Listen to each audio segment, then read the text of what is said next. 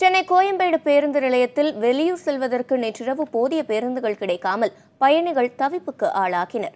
இன்று முகூர்த்த நாள் என்பதால் அதிக அளவிலான பயணிகள் வெளியூர் செல்ல கோயம்பேடு பேருந்து நிலையத்தில் நேற்றிரவு குவிந்தனர். நீண்ட நேரம் காத்திருந்தும் பேருந்துகள் கிடைக்காததால் சிலர் அங்கேயே உறங்க தொடங்கினர். பல மணி நேரமாக காத்திருப்பதாகவும் வரும் பேருந்துகளும் கூட்டமாக வருவதால் மிகுந்த அவதிக்கு ஆளானதாகவும் பயணிகள் தெரிவித்தனர். இதுகுறித்து பேருந்து இயக்க அலுவலகத்தில் முறையிட்ட போது அதிகாரிகள் சரியான பதிலளிக்க மறுத்ததாகவும் அவர்கள் குற்றம் சாட்டினர். ஆனால் பேருந்துகள் எண்ணிக்கையில் எந்த மாற்றமும் இல்லை என்றும் பயணிகள் அதிக அளவில் வந்ததால் பேருந்து கிடைக்காத நிலை ஏற்பட்டதாகவும் போக்குவரத்து துறை சார்பில் தெரிவிக்கப்பட்டது. ஒரு 1.5 hour வெயிட் பண்றோம். சேம்பர பஸ்ஸும் 1000 பஸ்ஸும் வரவே இல்லை. ஆனா வருது, அங்கேயே ஃபுல் ஆயிடுது.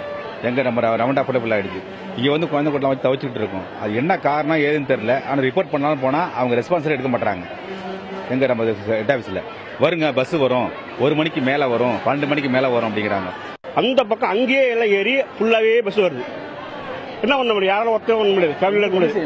இதே ஒருத்தரா வந்தோம்னாக்கா ரொம்ப ஈஸியா எங்க வேணா ஏறிப்பிடலாம்.